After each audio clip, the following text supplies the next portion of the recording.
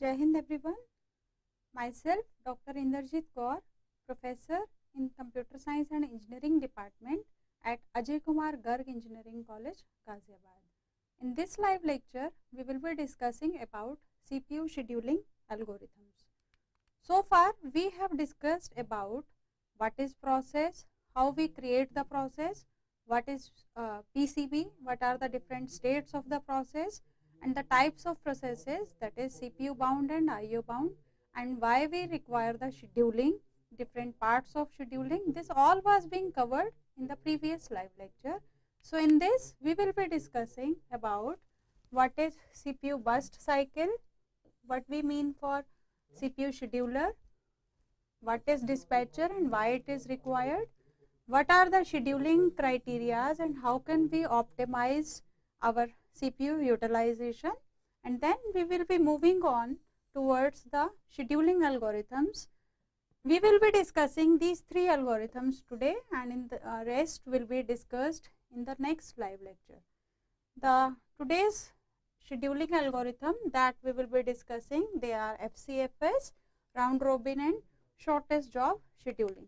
So starting from the CPU bus cycle, we must firstly remind our previous class. I said that we make a ready queue. From the ready queue, the process is being assigned to CPU.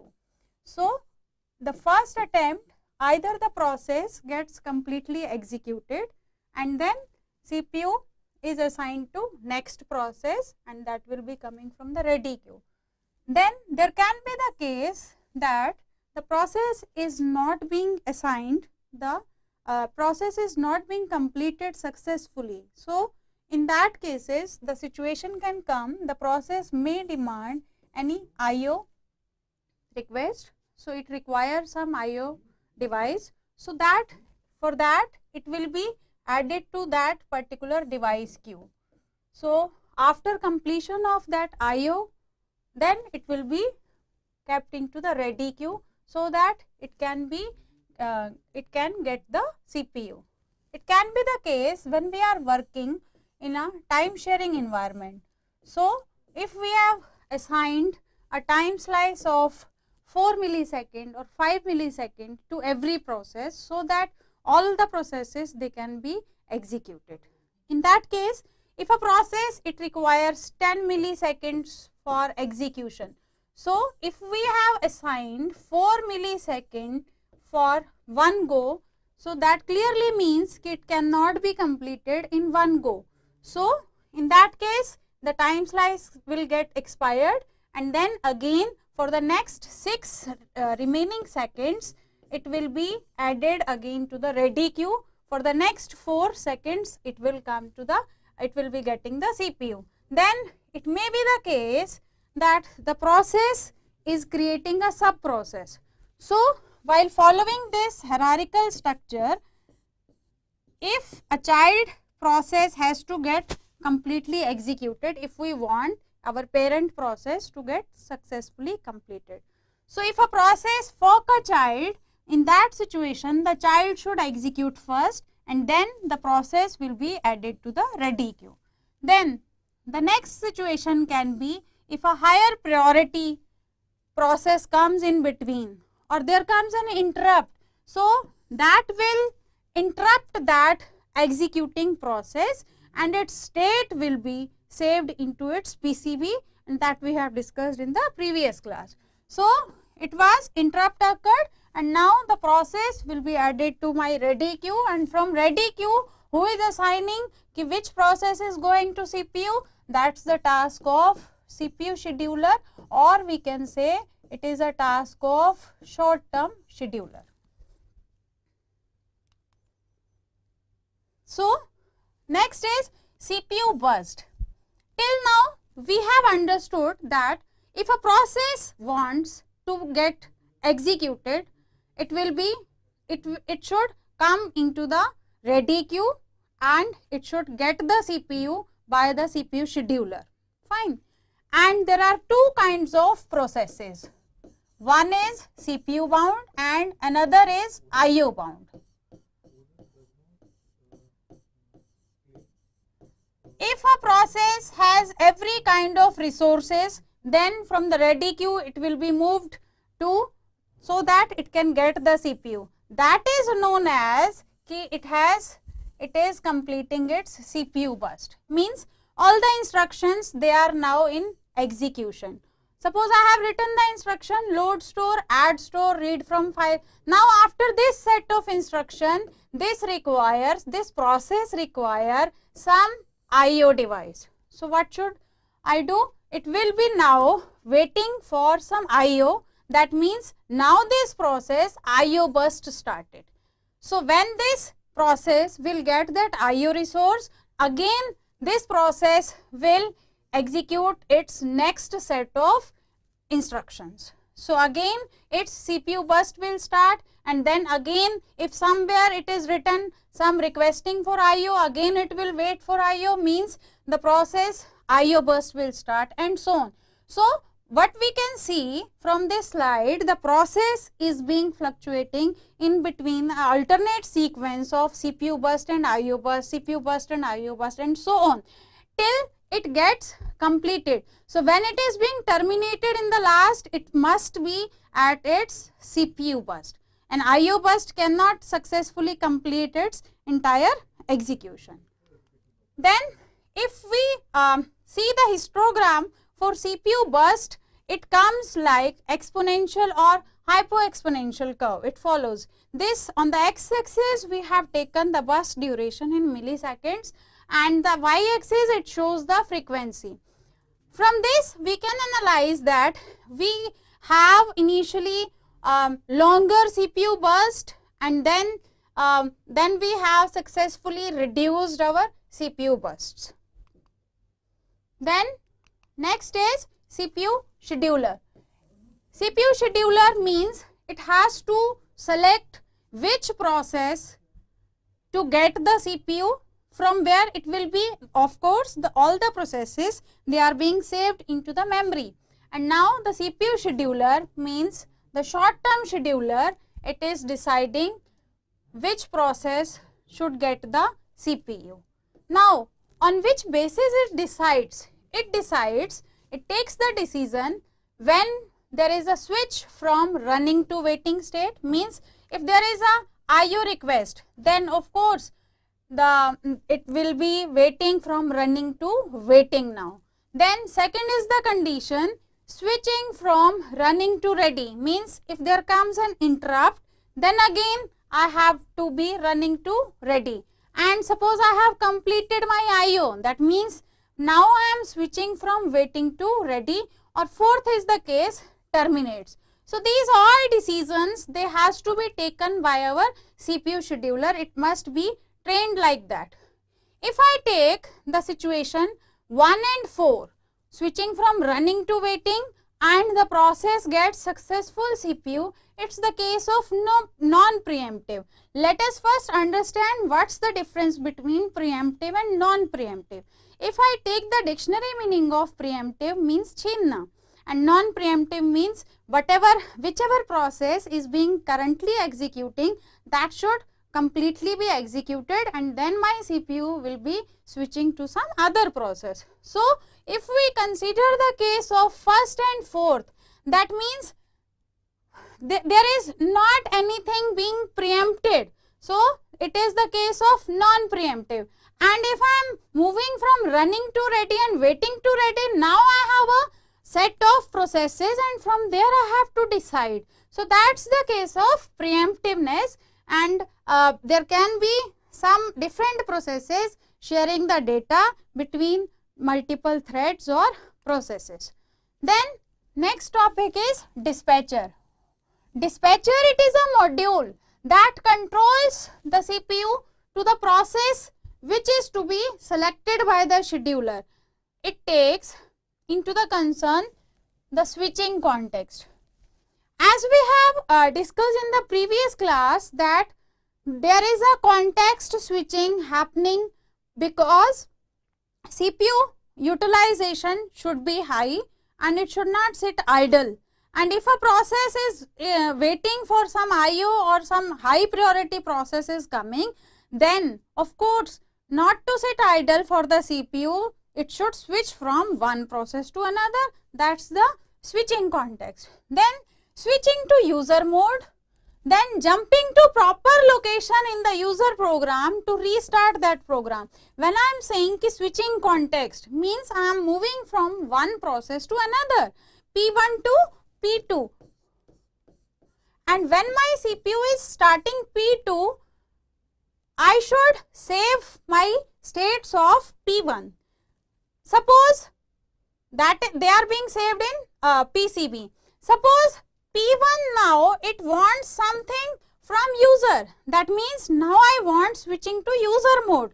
And then suppose I want, there is a subroutine being called in the P1 process. Means there is a sub processes P1A, P1B, they are being residing. So when I am executing the processes instructions of P1, there comes one instruction that tells me to go at P1A. So I will start executing P1A after storing all the contents of my P1, and then I will resume back.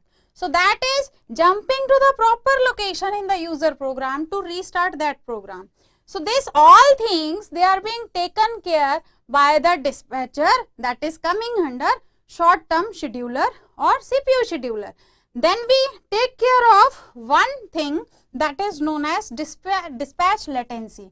It is the time that it takes for the dispatcher to stop one process and to start another. From this set of sequence, we can come to know that there are multiple processes being executed by CPU and it is switching from one process to another. So when it is decided by scheduler and dispatcher is doing it. So when dispatcher is doing it and it is switching from one process to another, how much time it is taking? Of course, that time should be very small. That means lowest dispatch latency is desirable. So when my CPU is switching from one process and it is moving towards another, how much delay it is taking, that is defined as dispatch latency. I should write here that it should be kept at its minimum. Then what are the criteria for doing the scheduling? These are the parameters that we need to take care when we are doing scheduling. First parameter is CPU utilization. We want to keep our CPU as busy as possible. Means there are suppose 50 processes concurrently running in my CPU. Remember one thing, if I want the process should get the CPU, of course it should be loaded into my main memory. If the process is residing in its secondary memory or some in pen drive, it cannot get the CPU. So if the process is requesting to get the CPU, or if it wants execution, it must be residing in my main memory. So the first parameter is CPU utilization, that I want maximum. I didn't want that my CPU should sit idle. The second parameter is throughput. Throughput is the parameter, means the number of processes that are completed, that have completed their execution per unit time. Of course, if there is a system in which 15 processes they are being executed per unit time and there is one system executing 100 processes, then I want that process 100 processes system is the most desirable, means high throughput is desirable. Then third parameter is turnaround time, that is also known as TAT. TAT is the time to execute a particular process, the amount of time that a particular process has taken for its execution. Of course, it is also required less. I want my process should be completed in less than 1 millisecond or 2 milliseconds. There should not be any interrupt. It should not be waiting for an other sub processes, or it should not be waiting for any IO. Then next is waiting time. Waiting time is defined as the amount of time that the process has been waiting in the ready queue. So we have discussed in the previous slide, I said ki from the ready queue it is going to get the CPU. So how much time a process is waiting in the ready queue, that is known as the WT, and every good scheduler wants ki the waiting time should be slow. So if we are going somewhere, we want to have minimum waiting time for us. So that's the best optimization. Then the next parameter, fifth, is the response time. The amount of time that it takes from when a request was being submitted and when a process has started its first response, that is known as the response time. So the optimization criteria are, first one is we want to have the maximum CPU utilization as we have discussed just now. Then we want maximum throughput, means the number of processes executed per unit time should be high. Then minimum TAT is desirable, minimum waiting time is desirable, and minimum response time is desirable. I am going to execute 1,000 of instructions and it is not giving me any output, so that is the response time is very slow. Then these are the kinds of scheduling algorithms. They can be categorized into two categories. Either they will be preemptive and they will be non-preemptive. Preemptive means in between the CPU will be switching from one process to another, and non-preemptive means the CPU will complete its first process execution and then it will move on to the next process. So if we consider the case for preemptive, then priority scheduling and longest remaining job first. In longest remaining job first, it can also be said as shortest remaining job first or round robin. They are the well known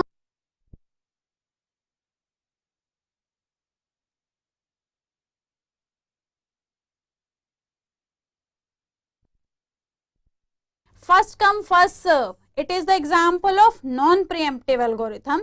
Then SJF can be preemptive and it can be non-preemptive. When it is preemptive, it is known as shortest remaining time first, SRTF. We will discuss it in detail in the later slides.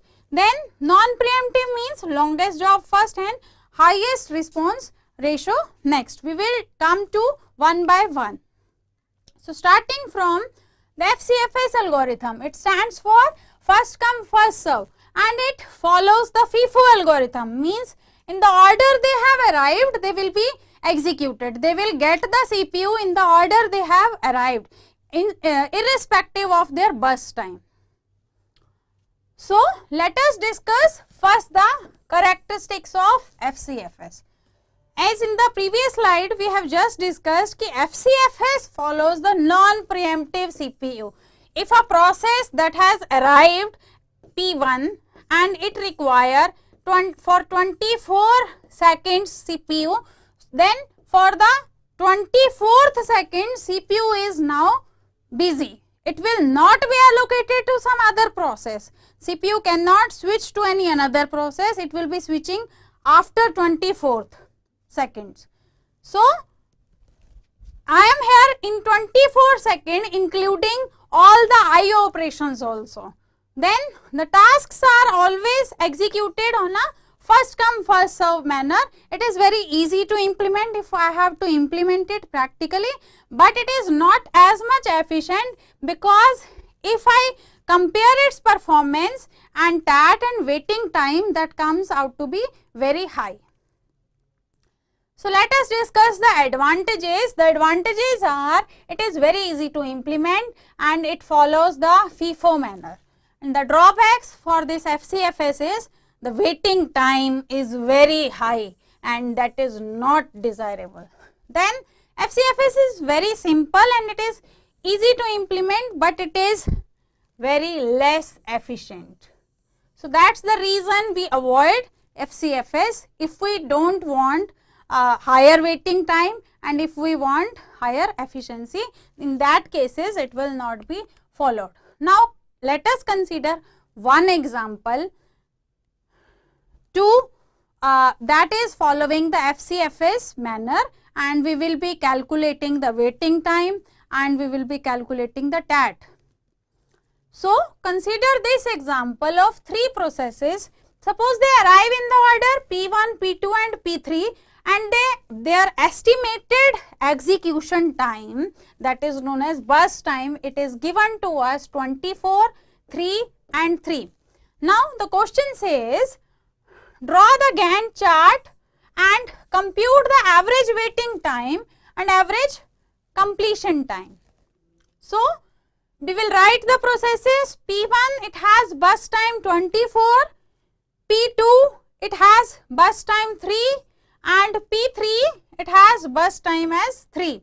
Now the order is given to us P1, P2, P3. Now how to draw the Gantt chart?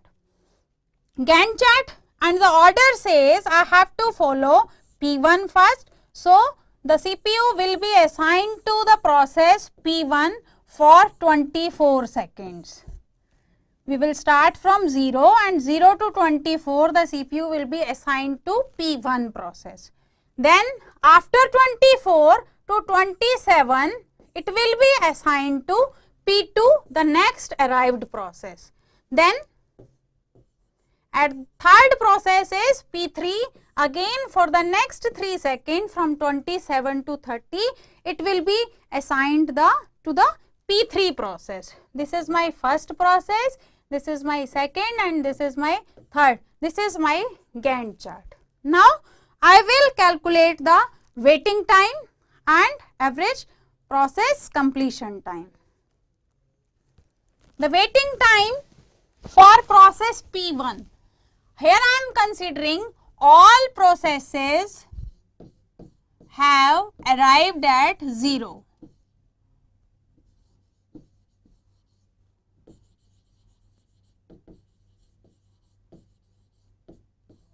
And in the order P1, P2 and P3. So T1 has got the CPU as it arrived. So the waiting time for P1 is 0. Let us write the waiting time here.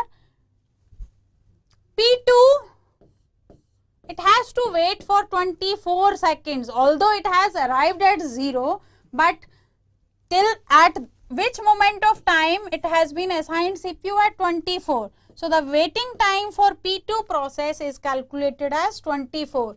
Now for P3 process it has to wait for 27 because at 27 it is being assigned the CPU.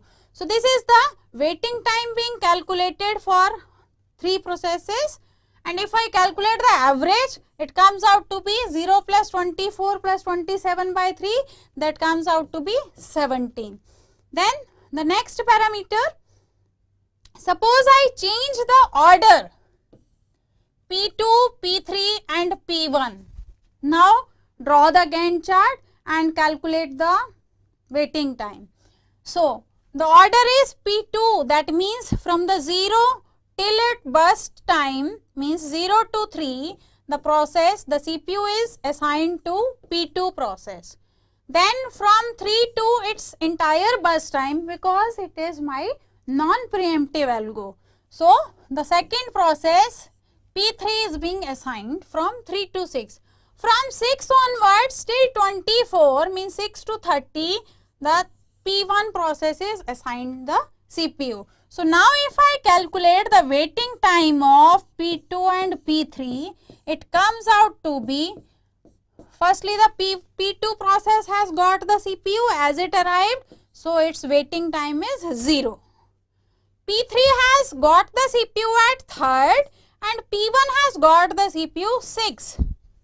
Now see the difference. So if I calculate the average, it comes out to be 6 plus 0 plus 3 divided by 3, that is 3. And in the last case it was 27. Now it is much better than my previous case. Then let us discuss the next algorithm, round robin, that is RR. Here each process is cyclically assigned a fixed time slot, means 0 to 3 P1 process is allocated CPU, Next from 3 to 6, next P2 process is allocated CPU. From 6 to 9, another process is allocated. 9 to 12, another, and so on till one cycle is being completed and then it is being revised. So let us take one example. Suppose there are 3 number of processes in the previous case and it requires 24, 3 and 3. So if they follow the round robin, how should I draw? It will be drawn as from 0 to 3 P1, then from 3 to 6 P2, then from 6 to 9 P3, then from 9 to 12 P1.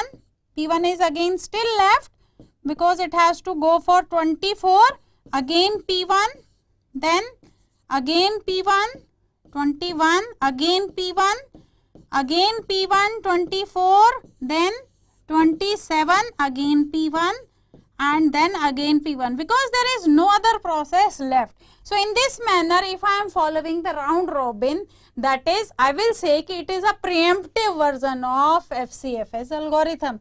So this will be my Gantt chart for round robin algorithm as I have taken the previous example. So let us take the characteristics of round robin. It is very simple, it is very easy to use, and it is starvation free, as all the processes, they are getting the balanced CPU allocation. I am not being bounded to one process and other process they are starved. Starved means they have to wait so long, although they have arrived, but their burst time of earlier sequenced process is high. That's the reason they are waiting. So it's one of the most widely used method in CPU scheduling algorithm. Then what are the advantages? It seems to be a fair because every process is getting the CPU equal share, and this newly created process is always added to the end of ready queue. Here I am taking care of ready queue. In the ready queue, how many processes are there? What is their burst time? Which algorithm I am following? If a process is getting successfully completed, that will be removed from my ready queue. And if a process is coming to the queue, of course it will be added here. It will be deleted from here, from the top, and it will be deleted from the top and it will be added in the bottom.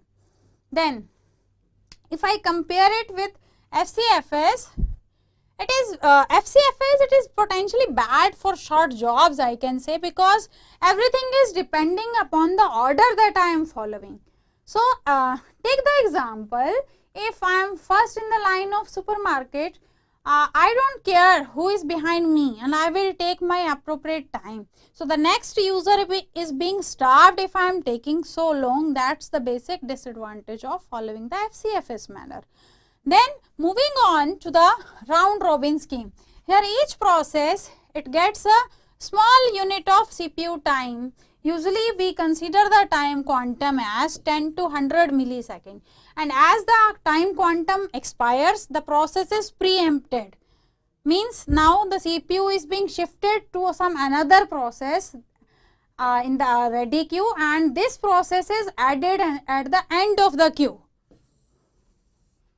So suppose there are n number of processes in the ready queue and every process is being assigned a time quantum as q millisecond.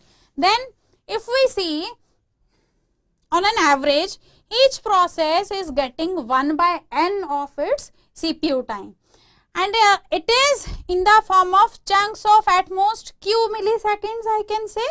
And if I calculate the maximum waiting time for every process, it comes out to be not more than n minus 1 into q time. So that's the maximum waiting time we can calculate, and it's very less in comparison to following the Fcfs manner. So let us discuss the performance. If the time quantum is very large, it is above 100 millisecond, then my round robin, it becomes just like first in first out. There is no need, because every process is being getting enough time quantum to get its execution in one go. If my time quantum is larger than the burst time being given, that means I am following the FIFO. And if my time quantum is small, what does this mean? There will be so many context switching, and I am increasing my overhead, and I am making my system very complex. So that everything is depending upon this selected time quantum. So now let us consider one example, the previous example of 3 processes, and here I am choosing the time quantum as 4. There are 3 processes in my system. P1, it has burst time as 24, P2, it has burst time as 3, P3 has burst time as 3.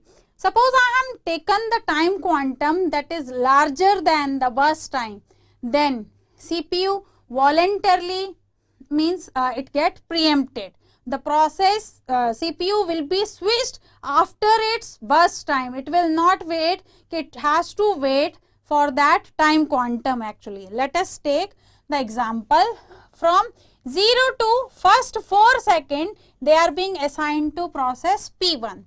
Now it is the situation when P1 has to get preempted and CPU should be assigned to the next process that is available in the ready queue. So the next process available in the ready queue is 3. So P2. So it will be assigned to P2. That was the situation I was discussing. Ki P2 it requires for 3 seconds and my time quantum is 4. So it is not ki 4 to 8 it will be assigned. It will be preempted and it will be shifted to P3, matlab next process at 7 only after completion of its successful completion. So from 4 to 7 it will be assigned to second process.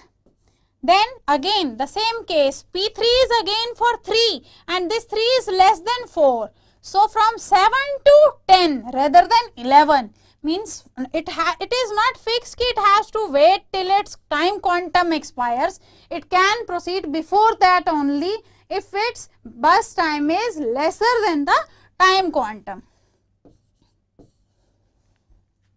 At the third sequence, it will be assigned to P3.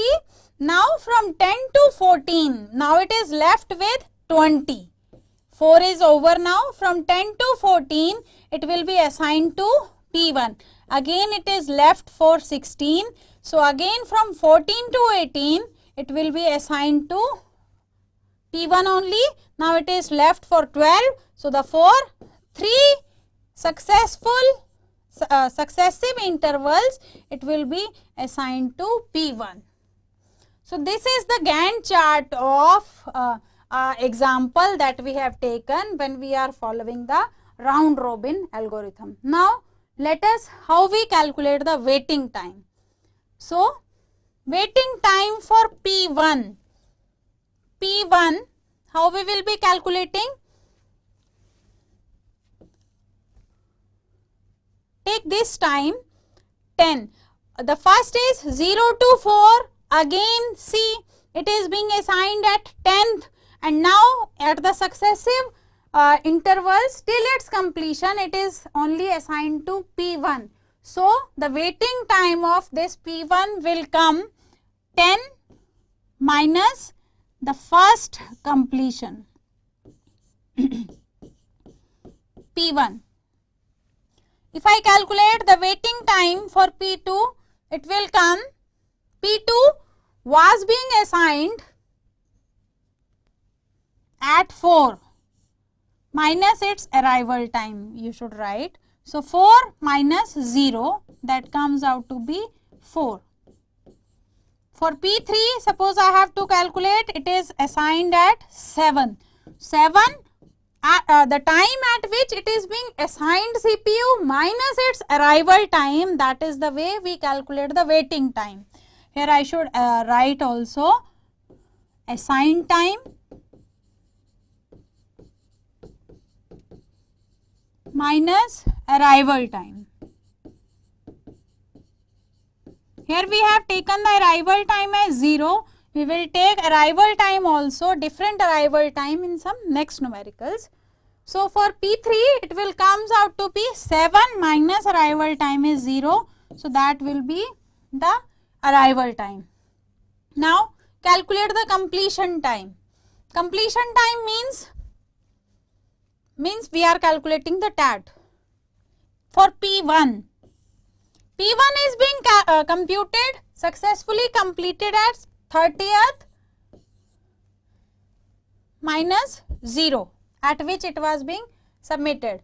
P2 is being completed 7 minus 0 and P3 is completed 10 minus 0. So it is coming out to be 30, 7 and 10. Let us do the average. 6 plus 4 plus 7 by 3, it comes out to be 5.67 and the average of completion time is 15.67. Then if I draw the graph between average turnaround time and time quantum, it comes out to be like this. For the process it requires suppose 6, P2 it requires CPU time for 3, P3 as 1 and P4 as 7. So it follows like this exponential curve. Now let us take another example of 4 processes P1, P2, P3 and P4. P1 it has the burst time as 53, P2 it has the burst time as 8, P3 it has the burst time as 68, P4 it has the burst time as 24 and I have selected the time quantum as 20, means 20 seconds are maximum CPU will be allocated to one process. So let us draw first the Gantt chart and then we will be calculating the waiting time and completion and then we will be doing the average. So from 0 to 20, because it is 53 is greater, so from 0 to 20 it will be assigned to P1 process. After 20 it will be switching on to the P2, means next process, but its burst time is 8. So for 8 seconds it will be assigned to P2 process. Then from 28 to next 20 seconds it will be assigned to P3 process, because that is the next available process in the ready queue. Then from 48 to next 20 seconds it will be assigned to next P4 process. Now the ready queue is in one go is being completed. Again our cycle will start from T1, means the whichever processes they are left out. Then from 68 to 88, because 33 is left, again it is more than 20. So next process P1 for 20. Then P2 is already completed, it will not be coming now. Then it was left as 48. P3 will come for next 20 seconds. Then P4 it is left for 4 seconds. So from 108 to 112 rather than 128, P4 will be assigned. Now whichever processes are left, it is left for 13 now. So for next 13, 112 to 125 it is left, it will be assigned to P1 process. P2 is already completed, it was left as 28. So next P3 will be assigned for 20. P4 is completed. Then third iteration only we can see this is completed, P2 is, this is also, this is for 8 it is left. So from 145 to 153 it will execute the P3 process.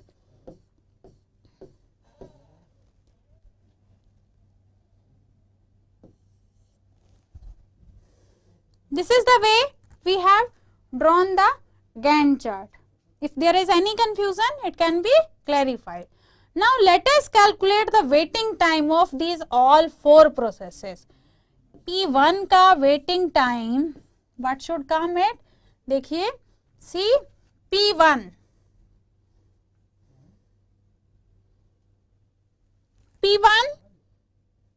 First 20 it has completed, then it is being assigned at 68. तो 68 minus जितने, how much it has completed, then again next assignment minus at which it was being completed. There is no further P1 minus its arrival time.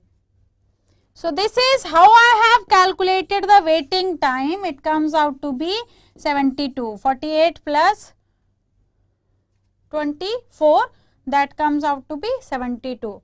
At first go it has completed at 20. Next assignment is assigned as 68. So 68 minus 20. Then see the next. It started from 112 and it has left at 88. So they are being subtracted. This is average. On an average, P1 has waited for the CPU. Now let us calculate it for P2 process. P2 it was having 8, so it was completed in one go. We can see it from the Gantt chart, and it started at 20th minus the time at which it has arrived. So P2 has waited for 20 milliseconds. Then let us calculate for P3. P3, firstly 28, 48, then next P3. It started at 88 minus it left at 48.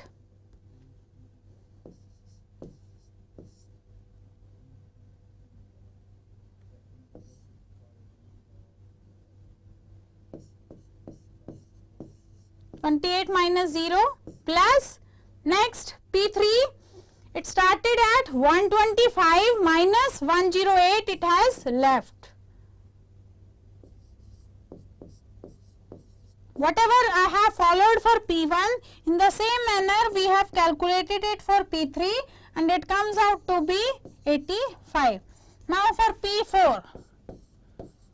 P4, 48 minus 0, then plus 108 minus at which it has finished 68 minus 0, that comes out to be 88.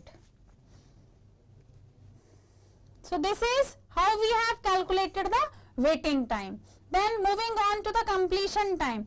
Completion time of P1, if I see, it has completed 125. If we see from the Gantt chart, P2 has been completed at 28. P3 सबसे last में it is completed at 153 and P4 it has been completed at 1112. The completion time of every process is being notified.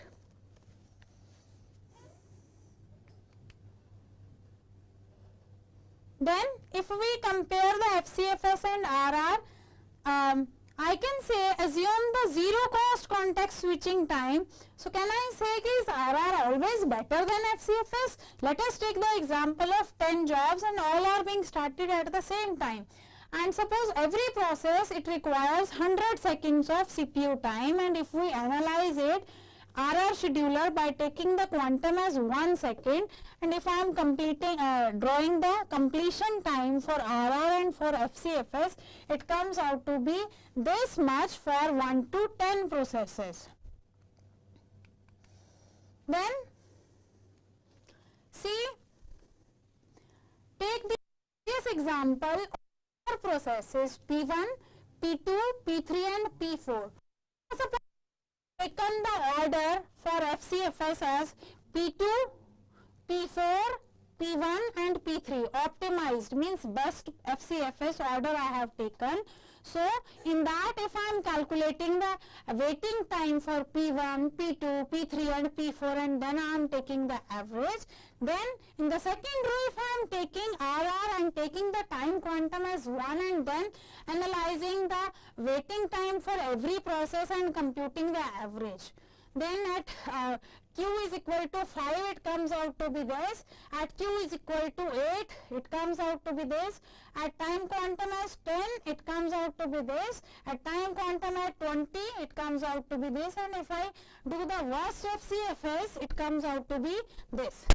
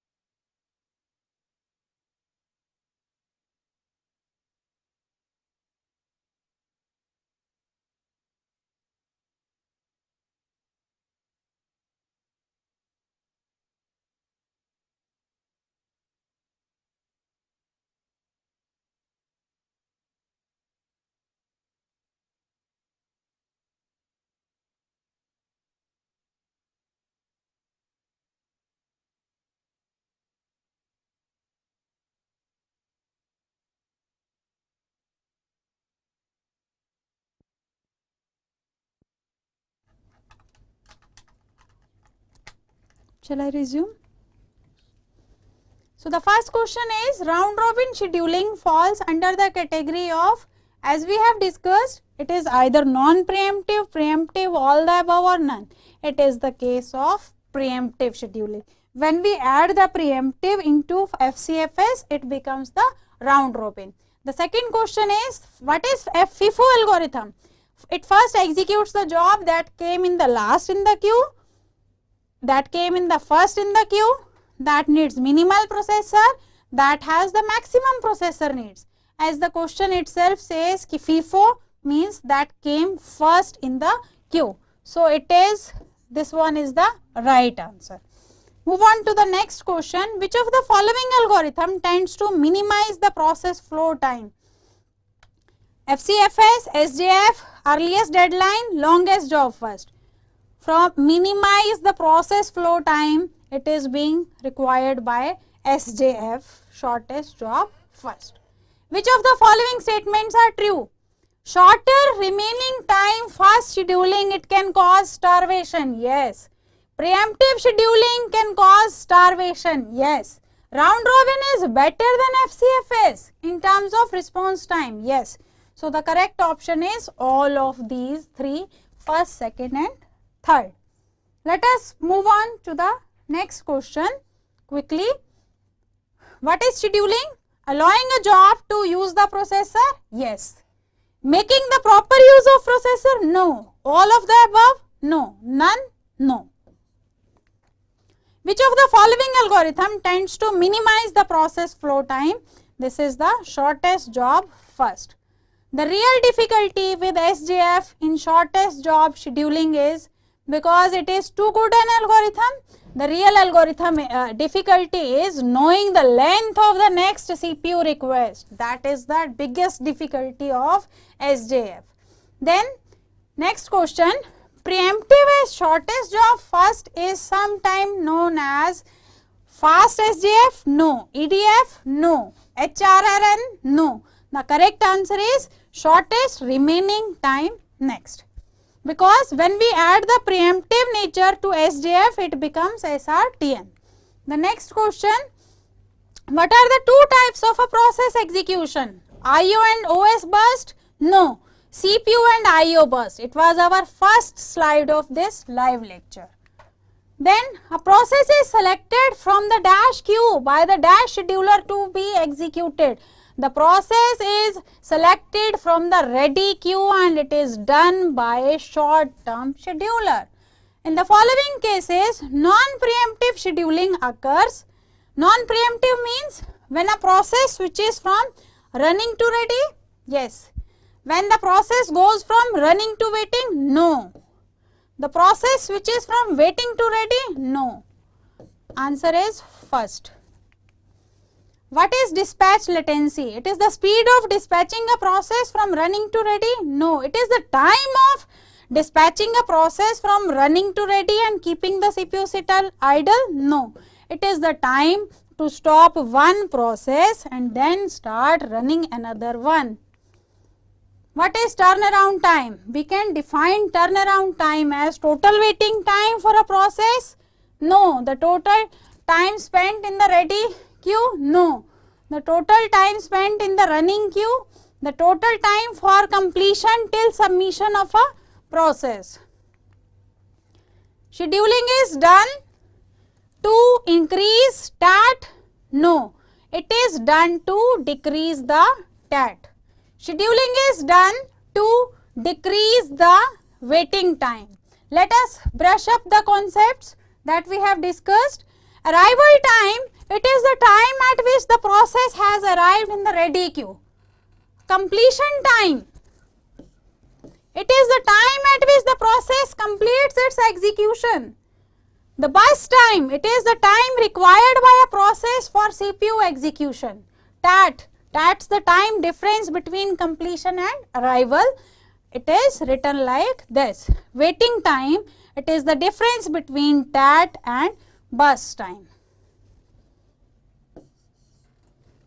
So this was all about the CPU burst and IO burst and three scheduling algorithms that we have discussed. In the next live lecture, we will be discussing about the priority scheduling, multi-level feedback queue and their numericals. Thank you.